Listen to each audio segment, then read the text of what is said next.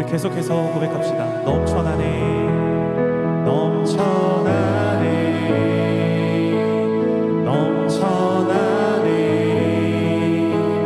주를 향한 내 속에 갈망이 주님께로 날 이끌어 주소서. 주님을 더 원하고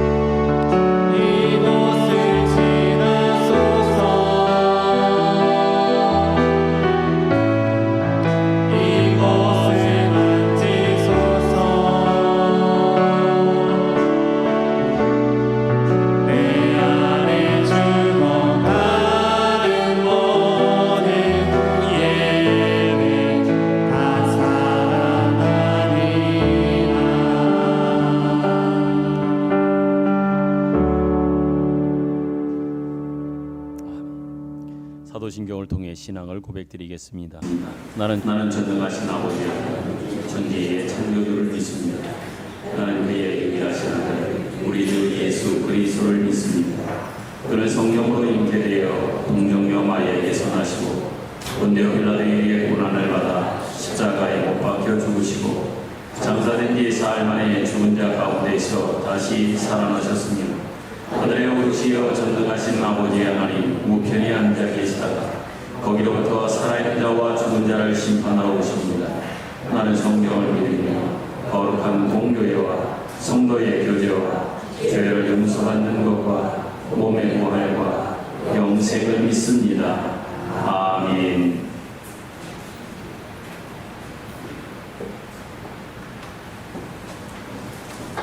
교동문 32번 시편 71편입니다. 여호와여 내가 주께 피하오니 내가 영원히 수치를 당하게 하지 마소서.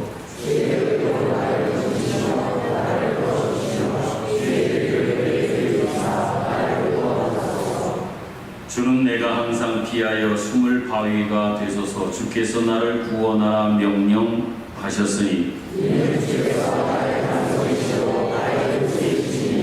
나의 하나님이여 나를 악인의 손 곧 불의한 자와 흉악한 자의 장중에서 피하게 하소서.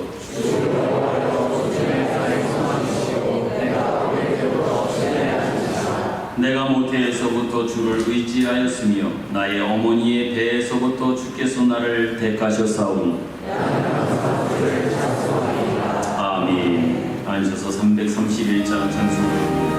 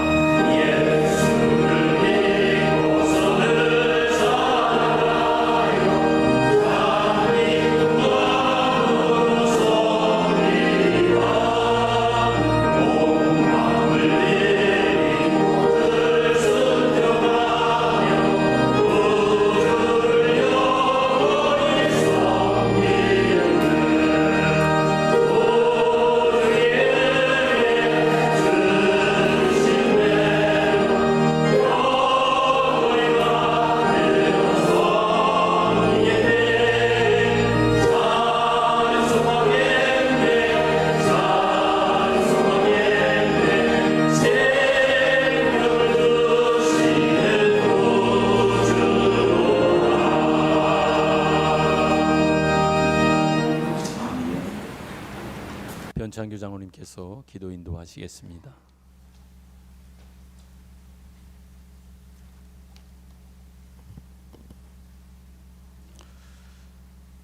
생명의 주권자 되시는 여호와 하나님 경외합니다. 세상에 햇빛과 비를 공평하게 주시는 공의의 하나님 경외합니다. 아뢰지 않아도 필요를 아시고 채워주시는 하나님 감사드립니다. 지난주 은혜롭고 즐거운 여름 행사로 더 성장하는 교육기관이 되게 하시니 감사드립니다. 견디기 힘든 아픔이든 못 고칠 것 같은 질병이든 죄악에 빠질 시험이든 감당할 만큼만 주시고 피할 길을 예비하시는 은혜의 감사와 찬양을 드립니다. 세상의 명예와 지식과 권력과 재산으로는 절대 못 가는 나라, 오직 믿음, 오직 예수로만 갈 수 있는 하나님 나라의 자녀 삼으심에 감사드립니다. 그러나 우리는 미련하고 약함을 고백합니다. 헤아릴 수 없는 많은 은혜에도 삶의 조건과 형편만을 구하는 우리를 불쌍히 여겨 주옵소서. 하나님께 받은 것 헤아릴 수 없이 많음에도 베풀지 못함을 용서하옵소서. 그래도 주님 전에 이렇게 나왔습니다. 성전 마당만 밟고 얼굴 도장 찍는 출석만 하지 말고 온전히 몸과 마음과 정성을 다하여 전인격적으로 예배하게 하옵소서. 오늘부터라도 잘 살아내길 원합니다. 우리에게 하나님이 없어 세상 풍조를 따르는 낭비와 소비와 방탕의 삶이 되지 않길 원합니다. 하나님의 간섭과 만지심으로 하나님의 인도하심에 따라 살아가게 하옵소서. 의와 진리와 거룩함을 힘입어 새 사람으로 거듭나게 하옵소서. 우리가 빛과 소금이 되어 존재 자체로 어두움이 물러가며 죄의 본질을 끊게 하옵소서. 구원 완성을 위한 광야의 길은 우리의 힘만으론 걸어가기 어려움을 고백합니다. 주님 손에 이끌리어 생명길 뚜벅뚜벅 걸어가기를 원합니다. 주님과 함께 우리 모든 성도와 함께 걸어가길 원합니다. 나의 것, 나의 앞만 바라보지 말고 약한 자에게 더 가까이 가게 하옵소서. 도울 사람이 있는지 옆을 보며 뒤를 돌아보게 하옵소서. 내가 받은 하나님의 은혜와 사랑을 나누게 하옵소서. 우리 교회에는 어르신, 약하신 분, 그리고 경제적으로 힘든 분이 있습니다. 예수님 이름으로 선포하고 간구할 때 하늘에서 들으시고 긍휼히 여기시사 고쳐주며 힘든 부분 해결하여 주실 줄 믿습니다. 우리는 주일이 기다려지며 만나고 싶어지는 성도가 되길 원합니다. 우리가 오고 싶은 교회 되길 원합니다. 매 순간을 삶의 마지막으로 여기며 우리의 삶을 잘 살아내게 하옵소서. 내일의 일은 하나님께 모두 맡기고 살아가게 하옵소서. 하나님 말씀을 기대합니다. 온전히 받아들여 신앙이 장성하며 직분에 순종하며 복종하며 지키길 원합니다. 말씀이 살아 움직여서 모든 가족을, 성도를, 이웃을 하나님께 하듯 섬기는 자 되길 원합니다. 담임 목사님 가정이 건강하며 화평케 하옵소서. 성령님 예배를 받아 주옵소서. 예배에 참여한 성도들 귀한 주님의 말씀을 듣고 진리를 깨달으며 복음과 함께 고난도 이겨내는 신앙 인격을 얻게 하옵소서. 찬양대의 찬양을 받아 주옵소서. 예수님 이름으로 기도드립니다. 아멘.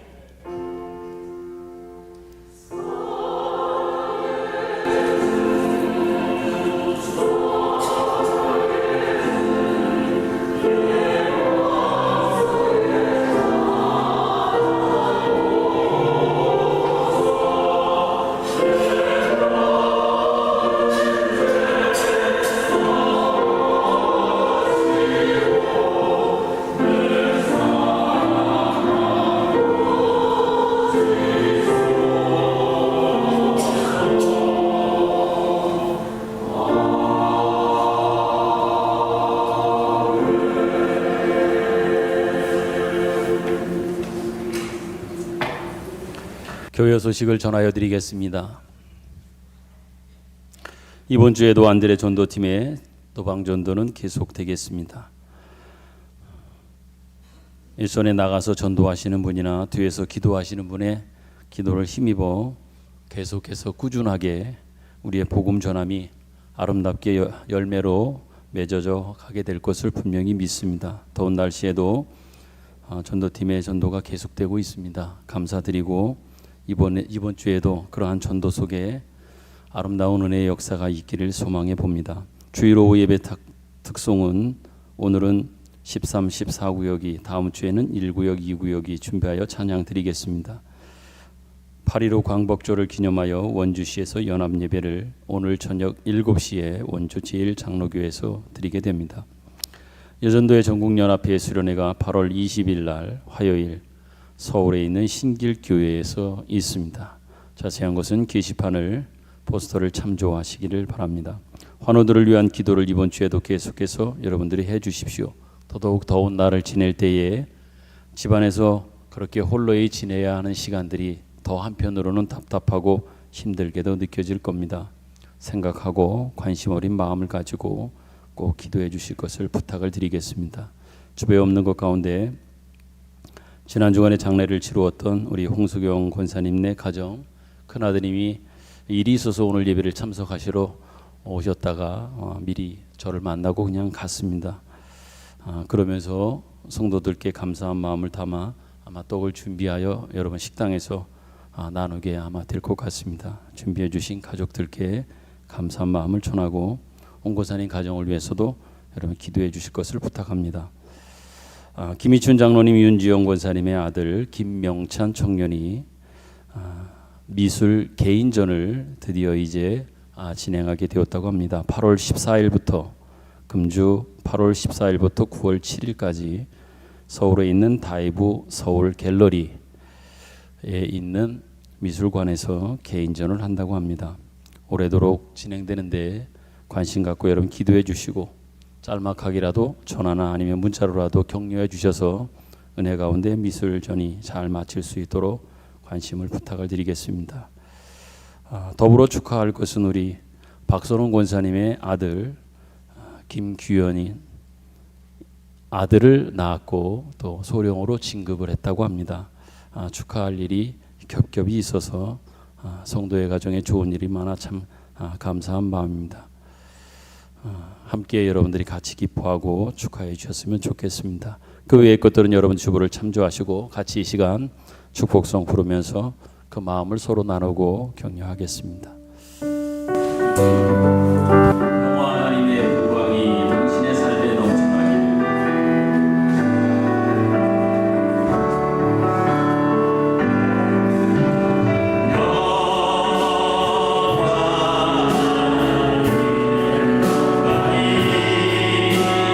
당신의 삶에 넘쳐나기를.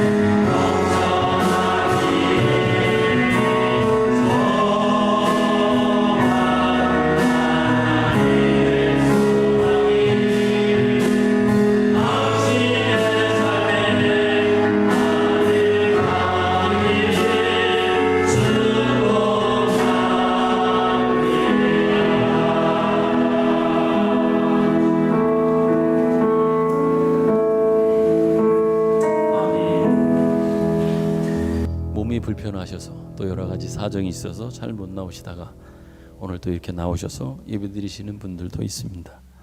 반갑고 감사한 마음입니다.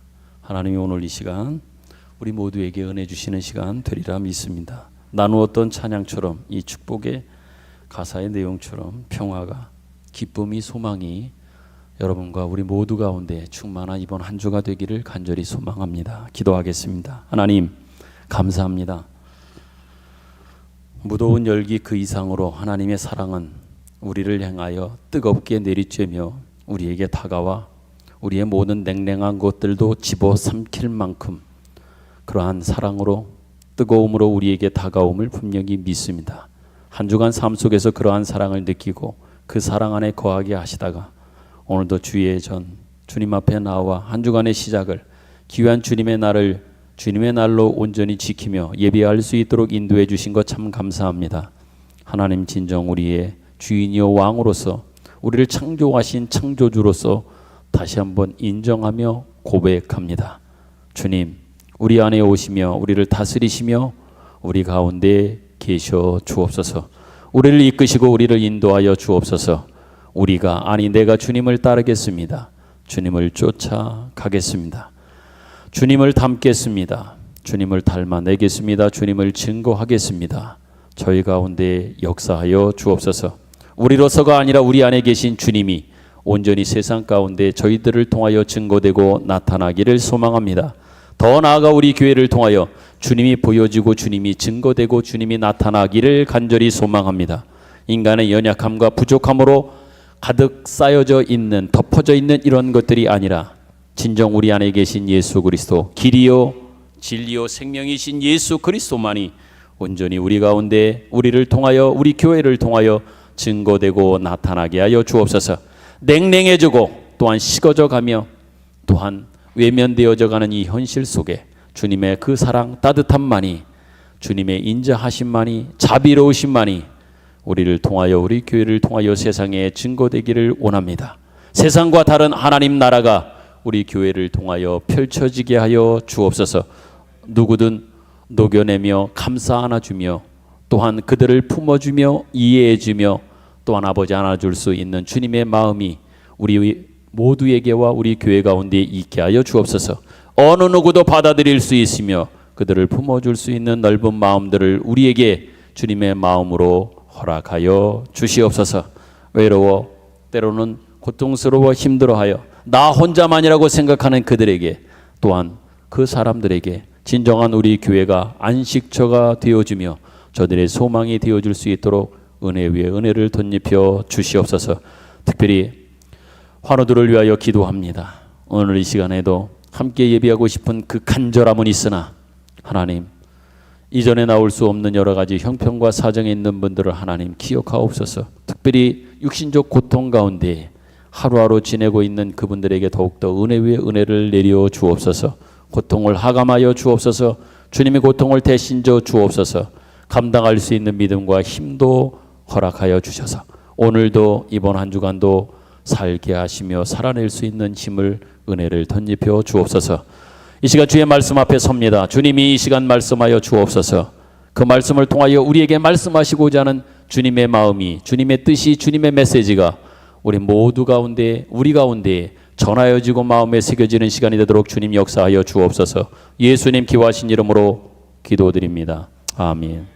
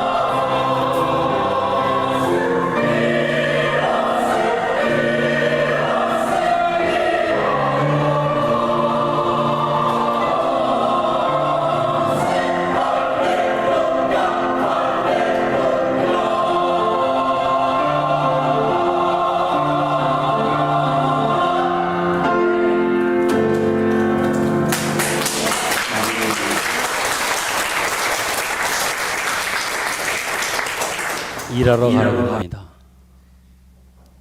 일하러 가세요. 일하러 가세. 일하러 가세. 일하러 가라고 합니다. 이번 한 주간의 삶 속에서 열심히 여러분 일하십시오. 여러분의 주신 일, 맡겨준 책임이 있습니다. 감사히 여기고 또 귀하게 여기는 마음을 가지고 열심히 일하시는 그런 한 주간 되기를 간절히 소망합니다. 매일매일 한번 떠올려 보십시오. 찬양가의 찬양대의 그 가사를 일하러 가라고 말씀하시는 주님의 음성을 들으시면서 매일 아침마다 그 아침을 시작하고 그 삶의 현장으로 나아가셨으면 좋겠습니다. 성경 말씀은 마태복음 24장 15절입니다.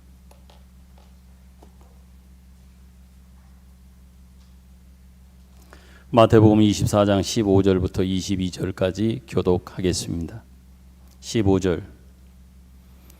그러므로 너희가 선지자 다니엘이 말한 바 멸망에 가증한 것이 거룩한 곳에 선 것을 보거든 읽는 자는 깨달을진저. 그때 유대에 있는 자들은 산으로 도망할지어다. 지붕 위에 있는 자는 집 안에 있는 물건을 가지러 내려가지 말며 밭에 있는 자는 겉옷을 가지러 뒤로 돌이키지 말지어다. 그날에는 아이 된 자들과 젖 먹이는 자들에게 화가 있으리로다. 이는 그때에 큰 혼란이 있겠습니다. 창세로부터 지금까지 이런 혼란이 없었고 후에도 없으리라.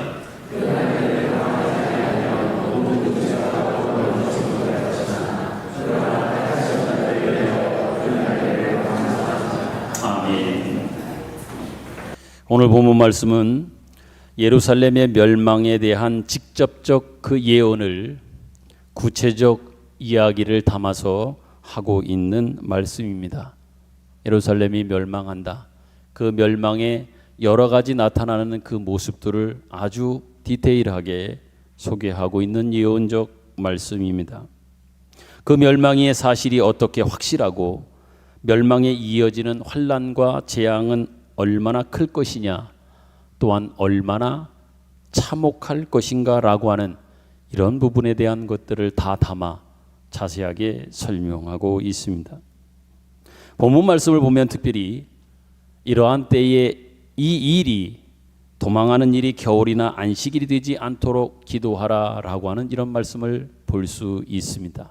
이 마지막 때의 멸망의 때에 예루살렘이 멸망하는 그 때에 도망하는 그 일이 겨울이나 안식일이 되지 않도록 하라고 기도하라고 합니다. 실제적으로 팔레스타인 지방은 비가 오게 되면 걷기에 아주 나쁜 진흙탕과도 같은 그러한 흐리기 되기 때문에 겨울이 되지 않도록 이런 말씀을 주고 있는 것뿐만 아니라 안식일에는 그들이 나름대로 정해놓은 규칙 속에서 2km 이상 걷게 되면 그것은 일이라고 그들이 간주하고 여겼습니다. 도망할 때에 도망하는 길이 2km 이상은 될 것이기에 그날이 안식일이 되지 않도록 하라고 하는 이유도 바로 여기에 근거한 겁니다. 만약 2km 이상을 주일날 안식일날 걷게 되면 그것은 일하는 겁니다. 안식일을 거룩하게 지키지 않는 그러한 의미이지요. 창세로부터 지금까지 이런 환란이 없었고 후에도 없으리라고 하는 아주 엄중한 이러한 차원과 내용에서 예루살렘의 그 멸망을 예언하고 말씀하고 있습니다. 얼마나 재앙이 극심한지 모든 육체가 구원을 얻지 못할 만큼 극심한 이러한 재앙일 것이라고 말씀하고 있습니다. 예루살렘의 멸망이 이것만큼 이러한 것만큼의 극심하다라고 말합니다. 그러나 여러분 감사한 것은 택하신 자들을 위하여 그 날들을 감하시겠다.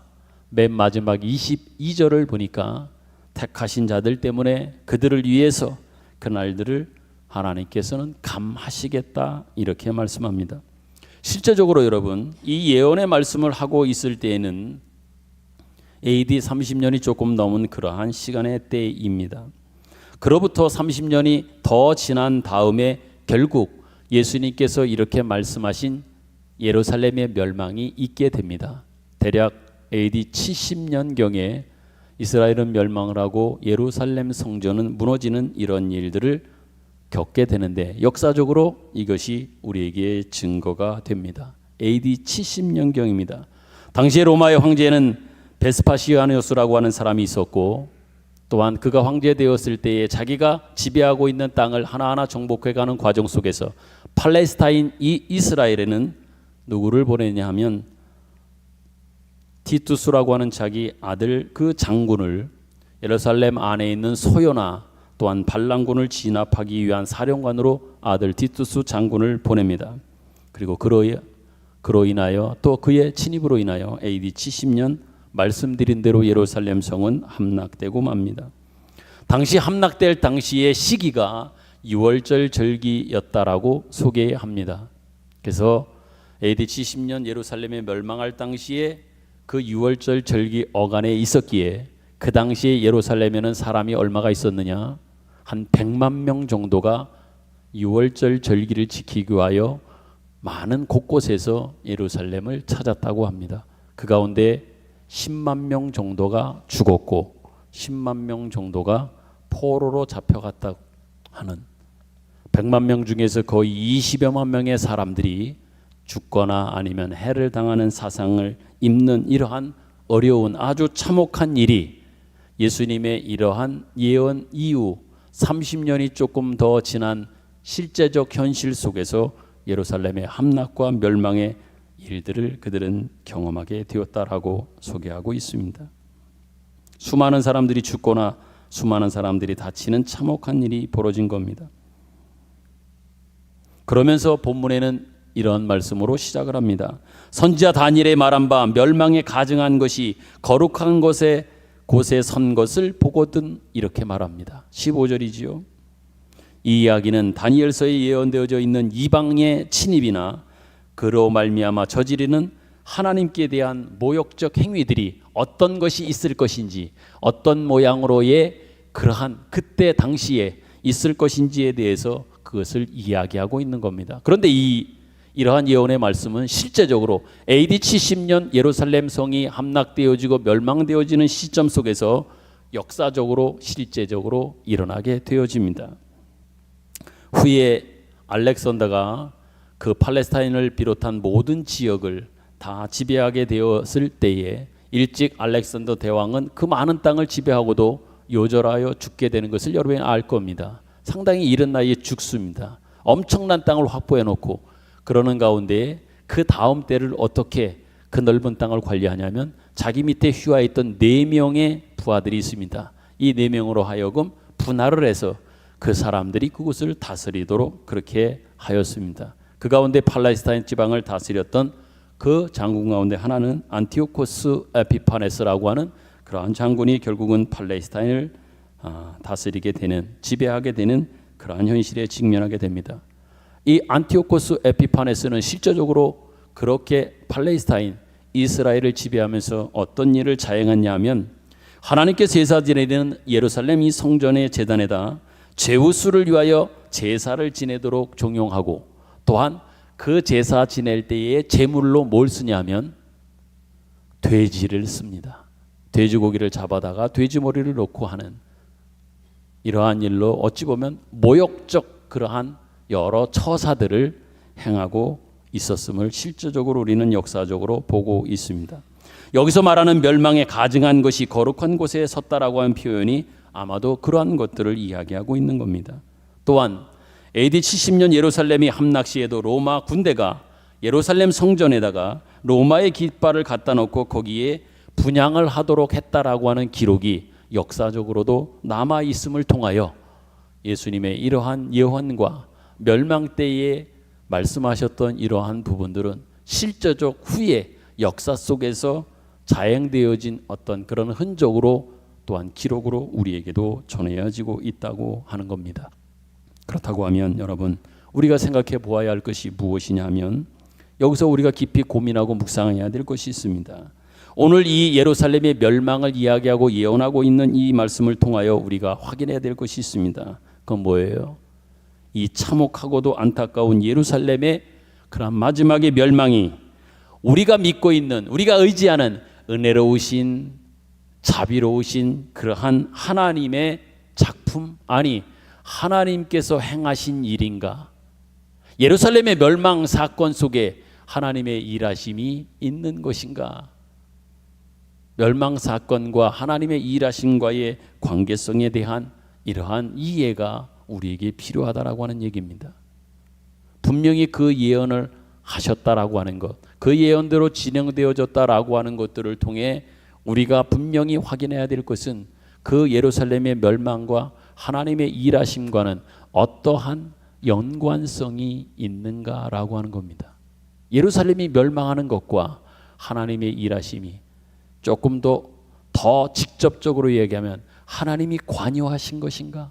하나님이 그 일을 하신 것인가? 라고 하는 이러한 부분입니다.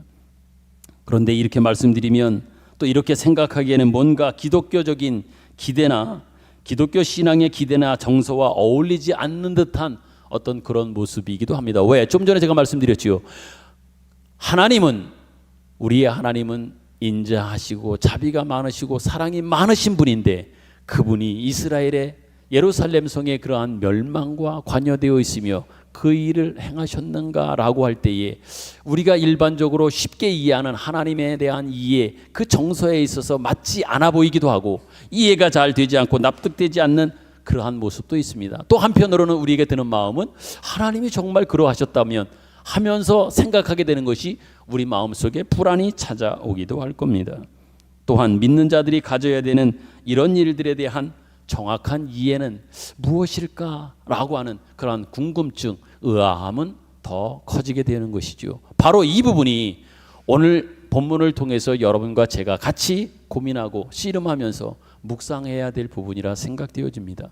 분명히 예언하셨고 주님은 예언하신 대로 진행된 결과를 아는 우리들로서 그 일 속에 하나님의 간섭은, 하나님의 일하심은 예루살렘에 대한 심판과 멸망을 시키는 하나님의 엄청난 이 일하심이 어떠한 의미가, 어떠한 뜻이 그 안에 담겨져 있는가라고 하는 이 부분입니다. 관련해서 여러분 성경을 한번 같이 찾아 읽도록 하지요. 데살로니가 후서 1장 3절부터 9절입니다. 같이 교독하겠습니다. 데살로니가 후서 1장 3절부터 9절. 3절.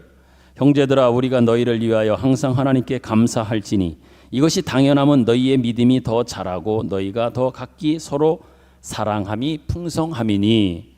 그러므로 너희가 견디고 있는 모든 박해와 환난 중에서 너희 인내와 믿음으로 말미암아 하나님의 여러 교회에서 우리가 친히 자랑하노라. 이는 하나님의 공의로운 심판의 표요 너희로 하여금 하나님의 나라에 합당한 자로 여김을 받게 하려 함이니 그 나라를 위하여 너희가 또한 고난을 받느니라. 너희로 환난을 받게 하는 자들에게는 환난으로 갚으시고 환난을 받는 너희에게는 우리와 함께 안식으로 갚으시는 것이 하나님의 공의시니 주 예수께서 자기의 능력의 천사들과 함께 하늘로부터 불꽃 가운데에 나타나실 때에 하나님을 모르는 자들과 우리 주 예수의 복음에 복종하지 않는 자들에게 형벌을 내리시리니. 같이 읽습니다. 이런 자들은 주의 얼굴과 주의 힘의 영광을 떠나 영원한 멸망의 형벌을 받으리로다. 아멘.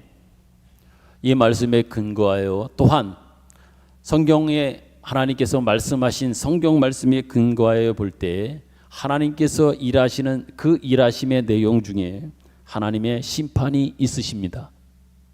여기서도 분명히 우리가 읽은 데살로니가 후에서도 확인할 수 있고 또 오늘 본문이 되는 마태복음 24장에도 말씀하고 있음에 확인하는 것처럼 하나님께서 심판하십니다. 근데 그 심판에는 크게 두 가지 중요한 의미가 있다고 합니다.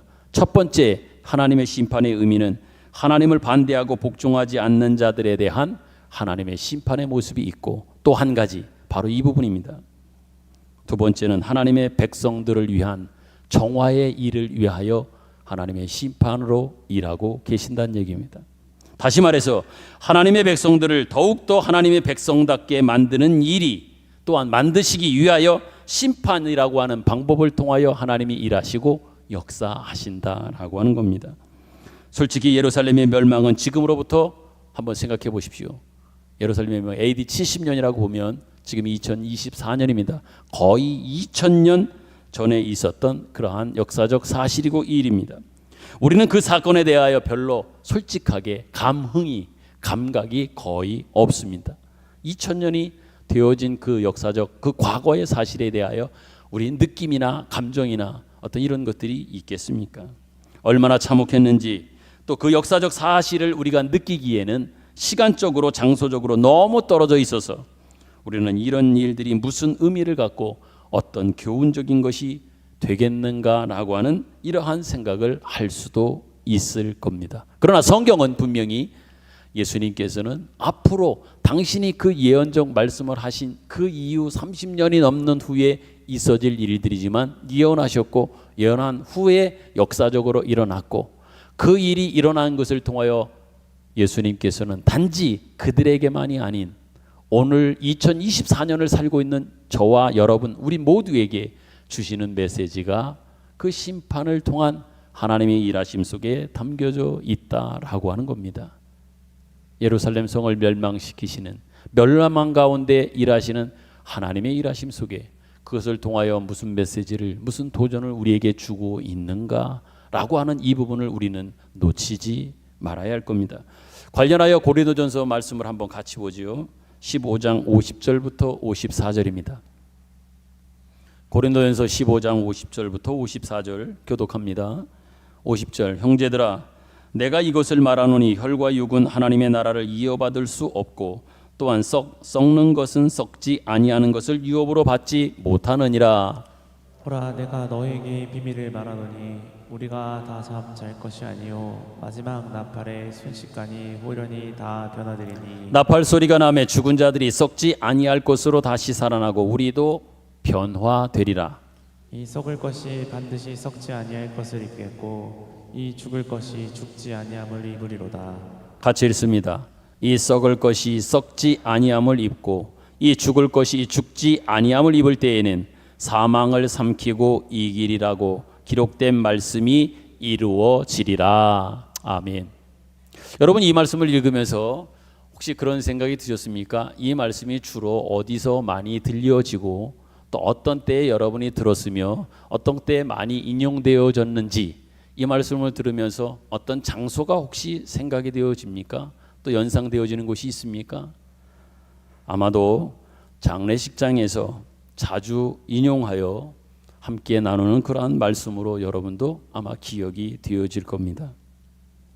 성도 여러분, 믿는 자에게 있어서의 이 죽음은 그의 모든 것을 빼앗기고 망하는 것으로서의 의미가 아니라 영원한 곳이 아닌 이곳에서 이 현세에서 상함과 죽음과 고통 속에서 오히려 해방되는 것이고 영원한 생명과 복과 자유와 그 가치의 영광으로 들어가는 그러한 관문으로서의 이 죽음의 의미가 있음을 또한 오늘 고린도전서의 이 말씀을 통하여 우리는 확인해야 될 겁니다. 죽음이 헤어짐이요 끝인 것은 맞습니다. 더 이상 볼 수 없음 때문에 안타까움과 그런 마음들, 그런 생각들은 분명히 있을 겁니다. 그러나 진정 우리 신앙적 관점에서의 죽음에 대한 바른 이해는 여러분들이 가지고 있어야 될 겁니다. 죽음이 무엇이냐, 어떤 의미이냐, 죽음을 받아들이고 이해하는 우리의 분명한 이해 말입니다. 지금 말씀드린 대로 여러분, 죽음은 단지 모든 것을 빼앗기고 망하는 것에 머무는 것이 아닙니다. 영원한 곳이 아닌 이 세상에서 모든 고통과 아픔과 힘듦에서 해방되는 것이고, 더 나아가서 영원한 생명과 복에 또한 가치의 영광에 참여하는 새로운 그 자리에 그곳으로 들어가는 관문으로서의 의미가 바로 어찌 보면 우리에게 더 중요한 의미로 이 죽음에 대한 이해를 가지고 있어야 된다는 얘기예요. 그러므로 신자는 죽음을 부정적으로 보지 않는 이유도 여기 있는 겁니다. 그러나 믿지 않는 사람들은 어떻습니까? 이야기가 다르지요. 영원한 나라에 대한 아무런 약속도 소망도 믿음도 없는 그들에게는, 세상 사람들에게는 죽음이 진짜 끝인 겁니다. 허망한 겁니다. 마지막입니다. 정말 그들에게 있어서는 죽음은 망하는 거예요. 이것보다 실패 좌절은 없는 겁니다. 그렇기 때문에 믿지 않는 자들의 장례식에 가보면 참으로 허망한 많은 일들이 자양되고 있는 것을 우리는 보았고 또 볼 수 있습니다. 예를 들면 그 죽은 그 영정 사진 앞에서 같이 모여서 결국은 하는 이야기들을 들어보십시오. 어떤 이야기가 오고 갑니까?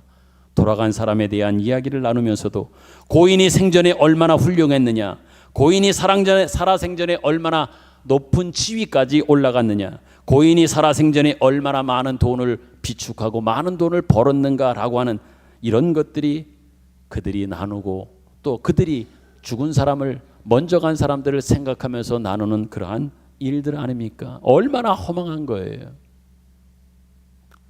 그 사람이 과거에 어떻게 살다가 어떤 모습으로 있었는지, 얼마나 많은 지위와 높은 권세와 명예와 또한 부를 또한 물질을 축적했는가라고 하는 이것밖에는 서로 나누는 것이 없지 않냐 말입니다.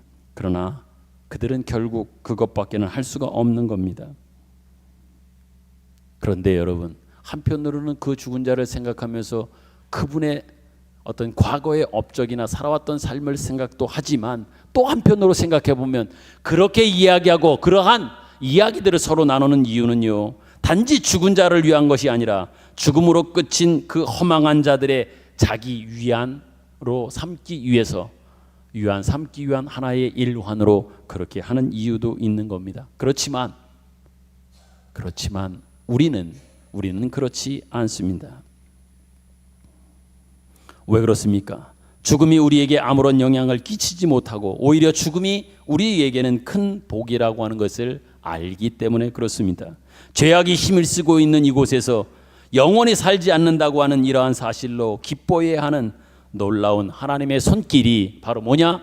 죽음이라고 하는 것을 통해서 우리에게 알게 하고 우리에게 느끼게 하고 우리로 하여금 경험하게 하는 것이기 때문에 그렇습니다. 그러기에 죽음이 우리에게는 끝이 아니고 세상 사람들처럼의 허망한 것이 아니고 망하는 것이요 마지막이 아니기에 우리는 그 죽음 앞에서도 죽음을 맞이할 때도 죽음을 경험하면서도 허망하게 보내는 것들이 아니라 오히려 새로운 도전과 기회로 삼을 수 있는 겁니다. 그렇기 때문에 예수 믿는 사람들이 죽음을 보는 것, 죽음에 대한 이해는 성경에서 당시 유대인들이 예루살렘의 멸망을 보는 것과 방불한 하나님의 경고로 은혜의 한 증거라고 하는 이러한 부분에서 생각해 보아야 하고 또 그러한 관점에서 우리가 함께 생각해야 된다라고 하는 말씀을 분명히 드리는 것입니다. 여러분, 그럼에도 불구하고 예수 믿는 사람들의 최고의 약점이 무엇인지 압니까? 그것은 신자된 자랑이나 그 자랑의 내용들을 무엇인지 제대로 분별하지 못하고 있다고 하는 겁니다. 신자가 되어 신자가 되어 진짜 하나님께서 주신 우리에게 허락해 주신 그 은혜의 내용이 무엇인지를 몰라 분별하지 못해서 뭘 자랑해야 될지 무엇이 자랑인지도 모르기에 믿는 사람이나 믿지 않는 사람이나 마지막 죽음 앞에서도 죽음을 대하는 것 앞에서도 늘 똑같은 그러한 모습과 자세로 살아가는 모습이 있단 말이에요. 이것이 어찌 보면 우리 믿는 자들에게 있어서 약점 중에 큰 약점이리라 생각합니다. 그러나 여러분, 우리의 자랑은 다 하늘나라에 있습니다. 우리가 장례를 치르면서 언제나 확인하는 바는 뭡니까? 장례를 치를 때마다 우리가 확인해야 되는 것이 있습니다. 장례의 일은, 장례식은 살아있는 사람들이 죽은 자를 단지 애도하기 위해 함께 모여있는 자리가 아니라 우리는 먼저 가신 사람이 남겨져 있는 모든 사람들에게 무엇인가 말하는 것이요, 그 말씀하시는 것을 듣는 자리로 우리는 장례를 또 그 마지막의 시간들을 삼고 우리는 그렇게 생각하는 자세와 마음이 필요한 겁니다. 먼저 가시는 그분이 장례식장에 모여져 있는, 장례식에 모여 있는 그 모든 이들에게 무엇인가 던져주는 메시지 또한 도전해주고 있는 그 말을 듣는 자리로 우리는 그 자리를 늘 생각하고 그 자리에 임하고 그 자리에 임하는 우리의 자세가 그러해야 한단 말입니다. 그렇다면 여러분, 돌아간 사람이 우리에게 그 시간들을 통하여 무슨 메시지를 주고 있을까? 뭘 우리에게 도전하고 있는가 한번 생각해 보십시오. 곰곰이 생각해 볼 때에 이렇게 말씀하실 겁니다. 또 이렇게 말씀하실 것 같습니다. 너희가 이제 얼마 안 있으면 나처럼 하나님 앞에 가게 될 텐데 남겨져 있는 너희들아, 하나님을 만날 준비를 잘 잘하고 있어라. 이것을 먼저 간 자가 말씀하고 있는 거예요. 또한 제발 하나님 앞에 올 때에 점수를 좀 많이 따기 위하여 제대로 잘 살다 오거라. 더 나아가서 너에게 기회가 주어지는 대로 하나님께서 은혜를 주시고 은혜를 베풀어 주는 대로 그 시간과 달란트와 그 모든 것들을 허송세월로 낭비하거나 허비하지 말고 제대로 좀 잘 감당하면서 살다가 하나님 앞에 와라라고 하는 그러한 말을 그 순간 먼저 간 이들이 말씀하고 있음을 우리는 듣는 자리 되어야 할 겁니다. 이것이 죽은 자가 하는 이야기요 죽음으로써 하나님께서 우리에게 깨우치시는 증거들이다. 이렇게 여러분께 말씀을 드립니다. 그럼에도 불구하고 우리는 이런 것들을 잘 안 하려고 합니다. 오히려 우리는 끊임없이 하나님의 자녀가 해야 되는 자랑들, 즉 죽음도 어찌할 수 없는 우리의 우리된 그 내용들, 다시 말해서 거룩에 속한 것, 영혼에 속한 것, 하나님께 속한 것들로 약속받고 있는 후사요 상속자인 자랑들을 증거하지를 못하는데, 이 시간 이후로부터는 그런 것들을 자랑으로 삼으며 자랑하며 앞으로 여러분의 삶을 살아갈 수 있기를 간절히 소망합니다. 사랑하는 성도 여러분, 이처럼 하나님의 심판이, 그것이 심판이 여러 가지 고난이나 또한 어려움으로 심지어 죽음으로의 멸망의 모습으로 올 수 있을 겁니다. 그 하나님의 심판이 하나님을 못 들은 자들에게는 하나님의 통치로 세우시는 하나님 나라에서의 장애물들과 거역하는 자들을 치우는 심판이기도 하지만, 믿는 하나님의 백성들, 즉 하나님의 자녀로 부름받은 자들에게는 그 나라 시민으로서의 정화를 위한, 준비하고 깨끗하게 하고 또한 준비되게 하고 온전해지기 위한 하나님의 만지심의 손길이라고 하는 것들을 다시 한번 예루살렘의 멸망의 예언, 이 역사적 하나님의 예언적인 말씀 속에서, 이 말씀을 통해서 여러분과 제가 듣는 그러한 메시지가 되기를 간절히 소망합니다. 앞으로 하나님이 행하실 일들에 대하여 어떠한 뜻이, 어떠한 마음이 있는가라고 하는, 예루살렘을 향한, 더 나아가 이스라엘을 향한, 하나님의 백성과 자녀들을 향한 하나님의 그 멸망의 메시지 속에서 무엇을 주고 있는지 여러분 같이 들을 수 있기를 바랍니다. 더 하나님의 백성들이 정화되고 또 정화되어 온전해지기를 바라시는 하나님의 뜻이 심판이라고 하는, 환난이나 고난이라고 하는, 아니 심지어 멸망당하는 그러한 일들 속에서도 하나님은 그것 가지고, 그것을 통하여 말씀하시고 계심을 볼 수 있고 들을 수 있고 깨달을 수 있는 저와 여러분들이 되기를 간절히 소망합니다. 그러므로 여러분, 우리는 이 환난이나 고난을 통하여 예루살렘의 멸망과 역사상에 일어났던 하나님을 반대하는 세력들에 대한 심판, 그리고 우리 주변에서 죽어가는 개인적인 여러 사망의 죽음적인 이 사건들을 통하여 오히려 우리는 영원한 것을 준비하고 관심을 갖고 더 나아가 초점을 모으도록 우리에게 도전하고 있음을 여러분들이 이 아침에 들을 수 있고 깨달을 수 있기를 간절히 원합니다. 그럼에도 불구하고 여러분이 이 일에 반응을 보이지 않고 만약에 여기에 관심을 갖지 않는다면 여러분들은 이스라엘 백성들처럼의 어리석은 자들이요, 이러한 교훈을 받지 못하는 사람들이 될 것이고, 더 나아가 예루살렘에서 함께 멸망하는 자들이 되어진다고 하는 것을 꼭 기억했으면 좋겠습니다. 바로 이것이 오늘 우리가 읽은 본문 말씀을 통해 우리에게 주고자 하는 그 말씀 안에 담겨져 있는 귀중한 교훈이요 뜻이라고 하는 겁니다. 이제 말씀을 맺으며 이제 도전 드리겠습니다. 그러므로 여러분 한 사람 한 사람은 오늘 내가 자랑하고 오늘 내가 하나님 앞에 감사해야 할 것이 무엇인가 매 순간순간 하루하루 점검하며 살아갈 수 있기를 바랍니다. 오늘 하나님께서 내게 주신 것이 어떠한 신자로서의 특권과 자랑들이 있는지 그것을 제대로 알고 그 자랑들을 깨달아 알기에, 허락하신 것을 깨달았기에 하나님 앞에 감사하고 또 감사하고 감사하는 그러한 삶을 살아가라고 하는 겁니다. 심지어 사망이라고 하는 것도 우리에게는 위협이 되지 못한다고 하는 사실, 세상의 눈으로 볼 때 망하고 약하고 진 것 같은 이 모든 것들이 오히려 우리들에게는 복이요 하나님의 손길이요 하나님께서 우리를 완성해 나가시는 방법이라고 하는 이것 또한 여러분들이 믿고 마음에 잘 새길 수 있기를 바랍니다.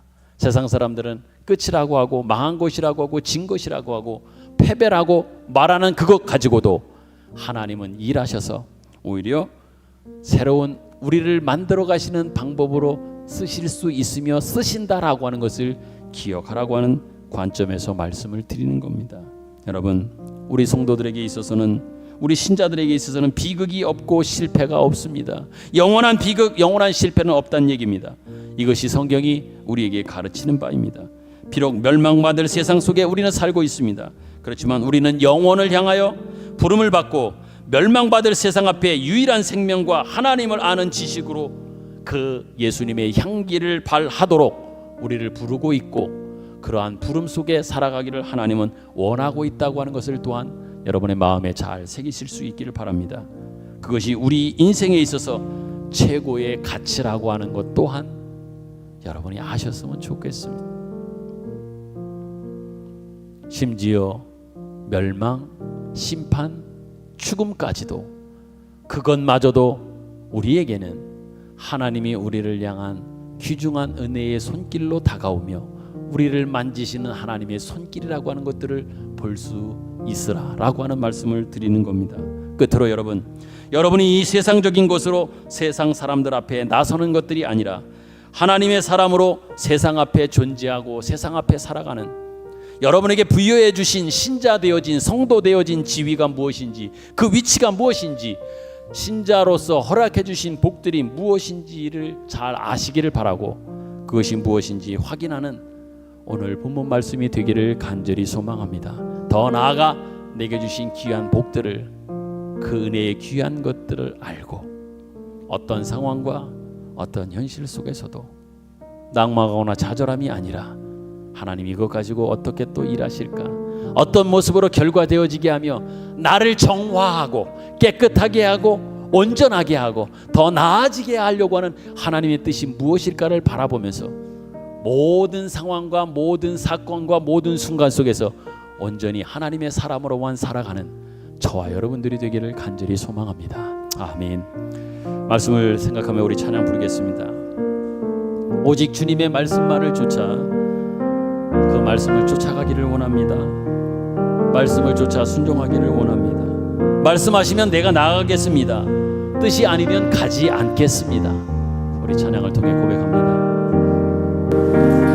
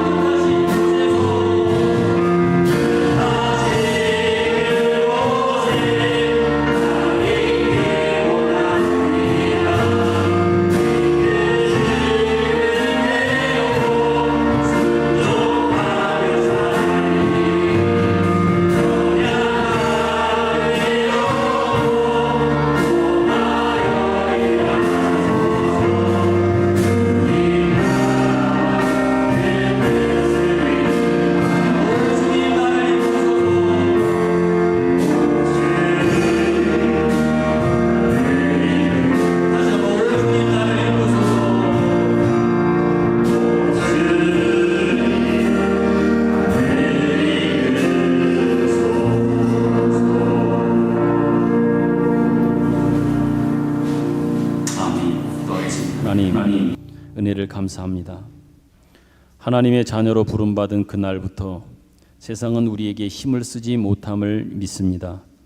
우리에게 일어나는 어떠한 일도 우리를 결코 망하게 하는 것이 없으며 손해보게 하는 것이 없는 것은 그것 또한 하나님의 손길이요 하나님의 섭리이기 때문인 줄로 믿습니다. 세상이 볼 때에는, 세상 사람들이 말할 때에는 우리가 지는 것 같고 망한 것 같고 비극적인 것 같고 실패인 이러한 모양으로 보이는 것들로 인한 이 모든 것들도 하나님께서는 오히려 합력하여 선을 이루시며 하나님의 사람으로 우리를 이끌며 더욱더 세상을 멀리하고 하나님을 가까이 하는 것으로 결실되어질 줄로 믿습니다. 이러한 분별과 믿음을 가지게 하여 주시고 우리의 여생을 하나님의 사람으로 그러기에 오로지 충성하며 순종하며 승리하는 우리들이 되게 하여 주옵소서. 그래서 우리 자신만이 복이 아니라 그 복을 이 시대와 세상 앞에 하나님의 은혜로 증거하며 나누는 그러한 우리 모두가 우리 교회가 될 수 있도록 인도하여 주옵소서. 귀한 예물을 주님 앞에 봉헌합니다. 하나님 받아 주옵소서. 이제는 우리 구주 예수 그리스도의 은혜와 하나님 아버지의 사랑하심과 성령님의 감화와 감동 교통하심의 은혜가 예배에 참여한 우리 모든 하나님의 백성들 위에 영원토록 함께 계시기를 간절히 축원하옵나이다. 아멘.